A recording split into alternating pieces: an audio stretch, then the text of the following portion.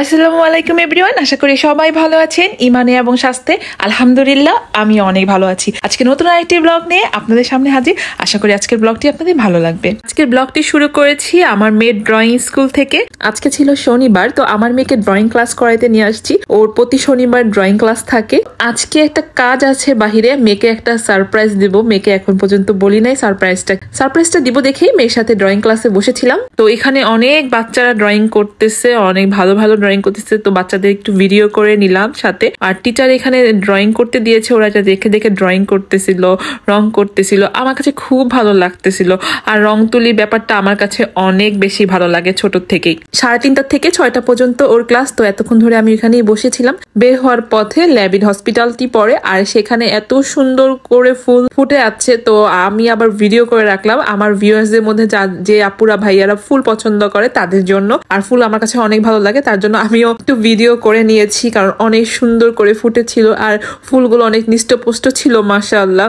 এখন চলে এসেছি মাঠ টাওয়ারে। আমার মেয়ে তো অনেক বোরিং ফিল করতেছে আর বলতেছে, আম্মু তুমি এখানে কেন এসেছো, চলো বাসায় চলে যাই, আমার অনেক টায়ার্ড লাগছে।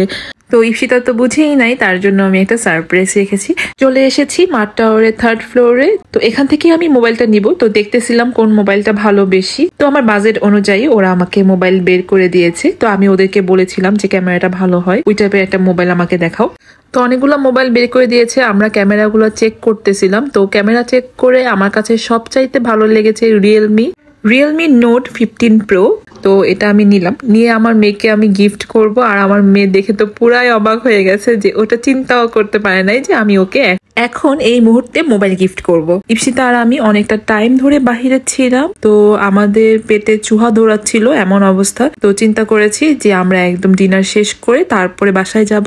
তার জন্য চলে এসেছি নারায়ণগঞ্জ জামতলা অক্টোফিসের সামনেই দ্য 736 রেস্টুরেন্টে ঢুকেই খুব ভালো লাগলো। একটা সুন্দর একটা পরিবেশ নিয়ে রেস্টুরেন্টটি তৈরি করেছে, আর খুবই সুন্দর করে ডেকোরেশন করেছে, একদম খোলামেলা লাইটিং করা, খুব সুন্দর করে ওরা সাজিয়ে নিয়েছে। আমার কাছে রেস্টুরেন্টে ঢুকেই মনে হয়েছে ওরা মুন্সিগঞ্জের ঐতিহ্য তুলে ধরেছে। এটা শুধুমাত্র আমার মতামত। আর প্রত্যেকটা কোনায় কোনায় ওরা অনেক সুন্দরভাবে লাইটিং করেছিল, আর এমন মনে হচ্ছিল এটা একটা রিসোর্টের মতন। আর আমার মনে হচ্ছিল যে এটা গায়ে হলুদের জন্য একটি পারফেক্ট জায়গা হবে।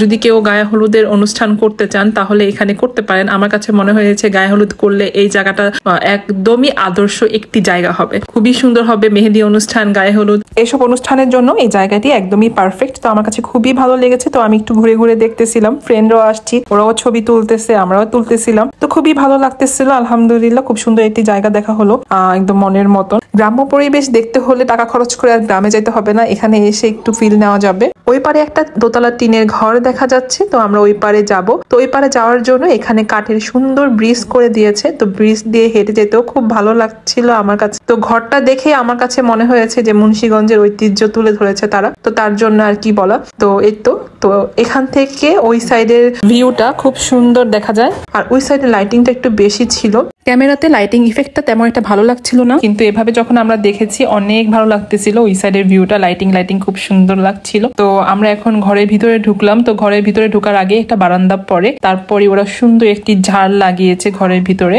আর ঘরের ভিতরে খাওয়ার ব্যবস্থা করেছে, সুন্দর করে টেবিল গুলা রেখেছে, ভালোই লাগতেছিল। আরো গুছানোর কাজ বাকি আছে ওদের, যতটুকু দেখে মনে হয়েছে। তো এখন আমরা উপরে যাচ্ছি। তো আমার মেয়ে সিঁড়ি দেখে তো অনেক খুশি হয়েছে, যে কাঠের বাড়িতে ডুপ্লেক্সের মতন করা। সিঁড়ি দিয়ে এখন দোতলায় চলে যাচ্ছি, দেখি গিয়ে দোতলায় কেমন করে সাজিয়েছে।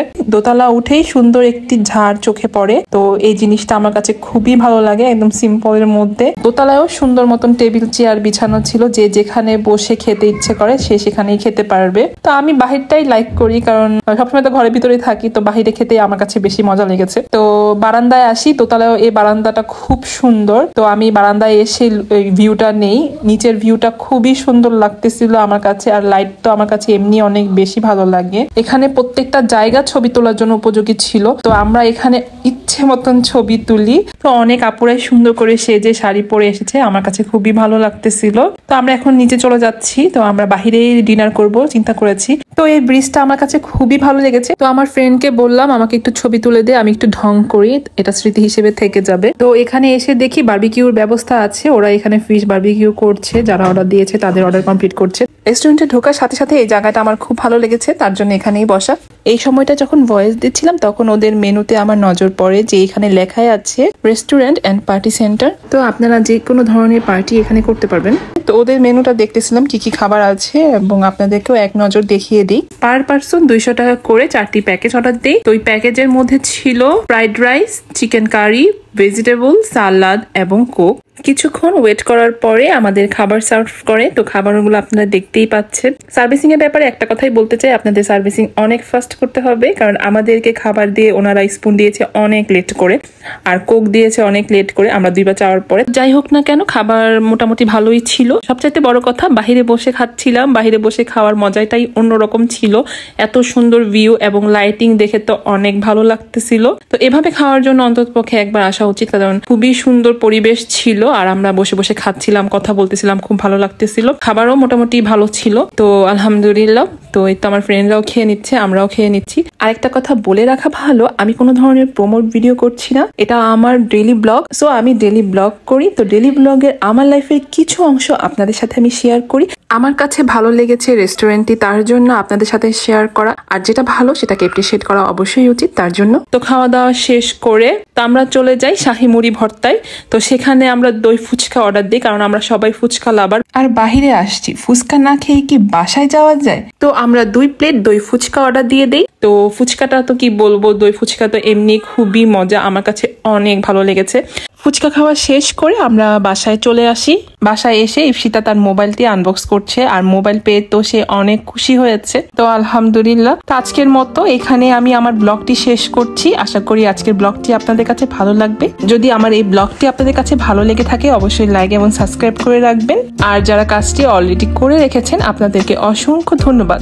আবার দেখা হবে নতুন এক সময়, নতুন এক ভিডিওতে। সে পর্যন্ত সবাই ভালো থাকবেন, সুস্থ থাকবেন। Thank you for watching my video. আল্লাহ হাফিজ।